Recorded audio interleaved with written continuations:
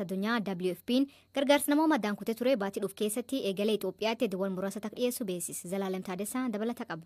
Dhaabbilee UN mootummaa US gargaarsa namummaa Itoophiyaa keessatti dhiyeessaa turan sababa gabaasaalee saamameera jedhuun dhiyoo adda kutanii turan. Murtee dhaabbilee kanaa garuu Itoophiyaan galma siyaasaa qaba jechuun mormiteetti.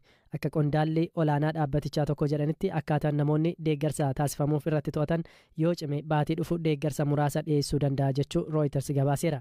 Deeggarsi namoota hongeen miidhamaniif ergame saamameera akkasumas gabaarra ooleera jechuun ture. Dhaabbatichi deeggarsa taasisaa ture adda kutuu kan beekse. Sagantaa nyaata addunyaatti daayirektara misooma imaammataa kan ta'an Vaalaarii Gaarnaar eenyutu deeggarsa argachuu qaba kan jedhu murteessuu keessatti gahee itti gaafatamaa qondaaltotni qaban xiqqeessuun akka barbaachisu dubbachuun isaanii gabaafameera. Adeemsa namoota deeggarsa fedhan filachuu keessatti nuyi akka sagantaa nyaata addunyaa akkasumas dhaabbileen miti mootummaa biroo qooda kallattii akka qabaannu feena jechuun daayirektarichi ibsaniiru. Qorattoonni UN laafina hordoffii keessumaa rakkoo naannoo Tigraay keessa jiru akka adda baasan beeksaniiru. Dhaabbatichi aangawoota dhimmichi ilaallaturraa deebii jajjabeessaa yoo argate Tigraayii fi dahoo baqattootaa keessatti gargaarsa dhiyeessuun walakkeessa baatii adoolessaa keessa itti fufuu akka danda'u eeraniiru. Gargaarsi akka waliigalaatti Itoophiyaa keessatti atattamaan akka deebi'ee eegalus abdii isaanii ibsanii jiru. Akka gabaasa UN fi dhaabbilee gargaarsaa birootti Itoophiyaa keessaa namoonni deeggarsa midhaan nyaata barbaadan gara miiliyoona 20tti siqu. Eertiraan waggoota 16 booda gara gadii deebi'uun walga'iirratti hirmaatti. IGAD bara 1980 keessa baha Afrikaatti weerara waannisaa fi gogiinsa mudateef furmaata waaraa kennuuf kaka'umsa dhaabbata mootummaa gamtoomaniin hundeeffame. Itoophiyaa, Jibuutii, Soomaaliyaa, Suudaanii fi Ugaandaan miseensota IGAD hundeessan yoo ta'an Eertiraa fi Suudaan kibbaa boodirratti makaman.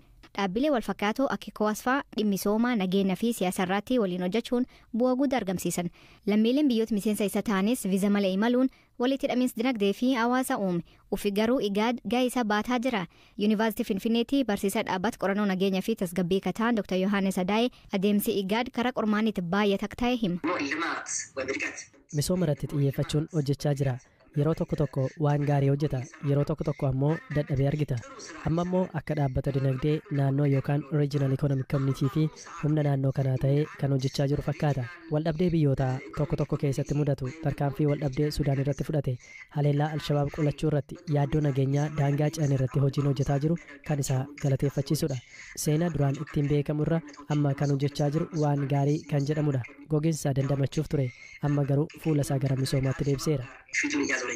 IGAD dhiyeen kana misooma irratti qofa osoo hin taane rakkoo nageenya waliin qolachuu irratti fuulleeffachuun hojjechaa jira. Waraana kaaba Itoophiyaatti yeroodhaan dhaabsisuu dhabuun garuu qeeqamaa ture. Garuu milkaa'ina akkamii argamsiise? Dadhabbiin isaa hoo ka jedhu irratti Dr. Yohaannes akkan jedhu. Naannoon kun waraana waliinii yookaan biyyoota gidduutti gaggeeffamuun kan beekamudha. Yeroo baay'ee gara galaana Meditiraaniyaanii yookaan Giriikii duuti namootaa dhagahamu ka'umsi isaanii biyyoota Igaarii yookaan Saharaan gadii keessaa kanneen ta'anidha. Isaan kunneen eenyufaati? Dargaggoota hojii barbaadan gogiinsaan miidhamanii kan manaa bahanidha. Hojiin amma waraana dhaabsisuuf hojjetu dargaggootaaf abdii kennuuf yaaliin gochaa jiran keessumaa Dr. Warqineen waliigaltee Piriitooriyaa hojiirra akka oolu gochuu irratti waan gaariidha. Hanqina kan arginu yeroo warra kaan waliin wal dorgomsiifnudha. Kan akka ECOWAS fa'aa waliin yeroo ilaallu karaa baay'ee dadhabina qabna. Fonqolchi mootummaa gaggeeffamee yeroo heera cabsuun namni tokko aangoo qabatu hanga aangoo irraa buusuutti gahaniiru. Lammiileen biyyoota miseensota ECOWAS ta'an 15 viizaa malee gara biyya walitti imaluuf eeyyama argataniiru. Misoomaanis walitti hidhaminsa guddaa uumaniiru. Gara IGADitti fiddee yoo ilaaltu ammayyuu waan baay'eetu saafa. Itoophiyaa fi Keeniyaa irraa kan hafe viizaa malee imaluun hin danda'amu. Walitti hidhaminsi dinagdee fi hawaasa ammayyuu hin uumamne.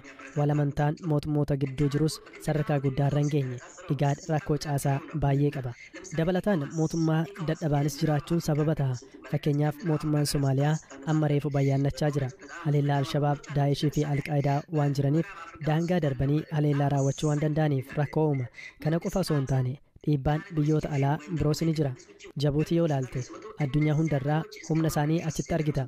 Akka waraana ololaa sana biyyootni gurguddoon Jibuutii irratti wal qabu. IGAD waan isaan barbaadan akka raawwatudha kan barbaadani. Kanarraa kan ka'e ajandaa lammiilee isaanii dhiisanii ajandaa isaanii akka raawwataniif gufuutti ta'u. Eertiraan yeroo Itoophiyaan daangaa Soomaaliyaa galuun Alshabaab irratti haleellaa raawwatte tarkaanfichi mormuun IGAD keessa baate. Amma waggoota 16 boodaan walga'ii irratti bakka buutuu isii ergiti. Eertiraaf garuu bu'aa akkamii qaba? nagaan fokkisaan qabu waraanni gaariin hin jiru safartuu nageenyaa keessaa tokko biyya ollaa wajjin nagaan jiraachuu kan jedhudha.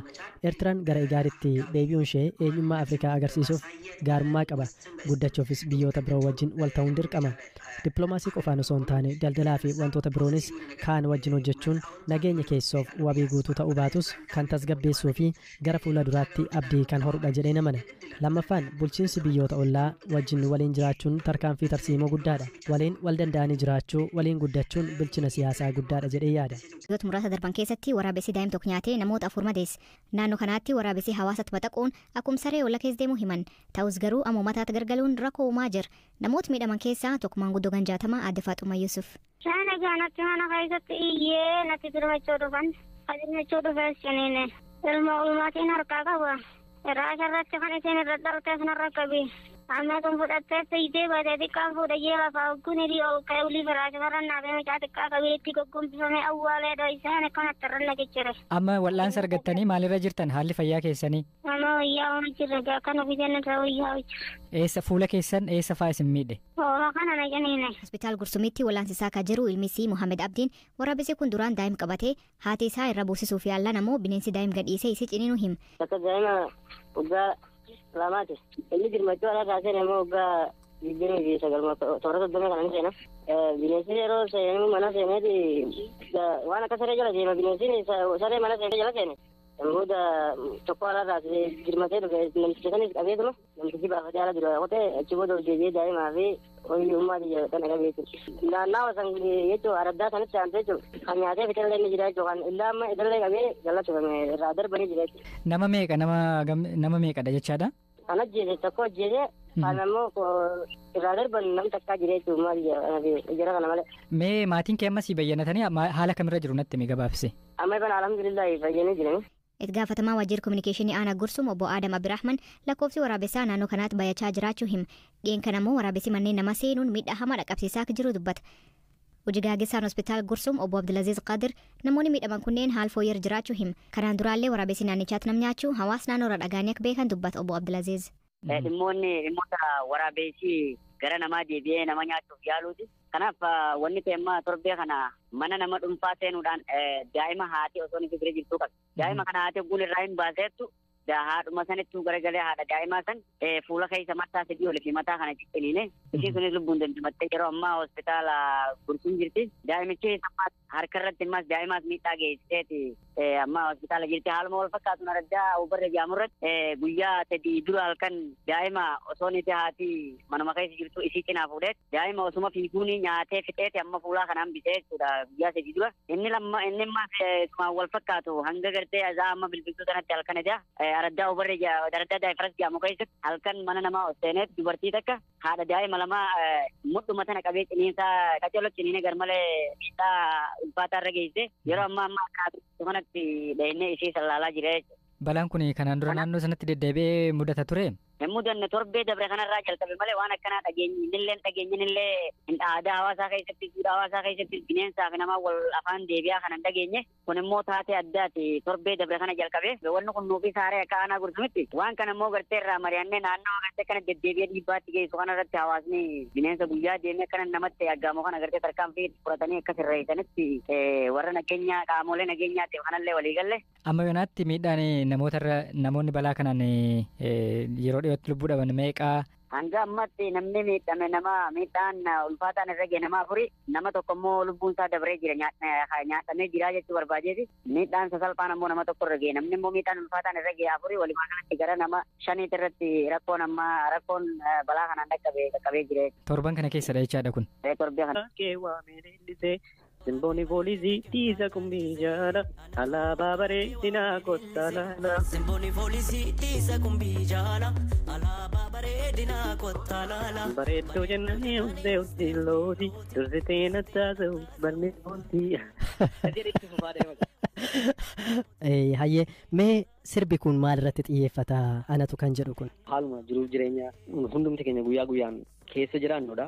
Jaalalumaan namaaf nama gidduu jiru irratti hundaa'etan kanan waa'ee sirba kanaa barreesse jaalalli gaafii mi'ooftii gaafii nadhooftii gaafii gammachiiftii gaafii gaddisiiftii gaafii teessee boossa gaafii kolfita yaaduma kana hundumaa walitti utubeetan namni nama gaafa jaallatu nama saadaa alaabaa godheetu addunyaatti ol baasee mul'isa. Yeroo tokko tokko immoo nama tokko alaabaa goote gubbaa yoo dhaabde gadi buudii duuba.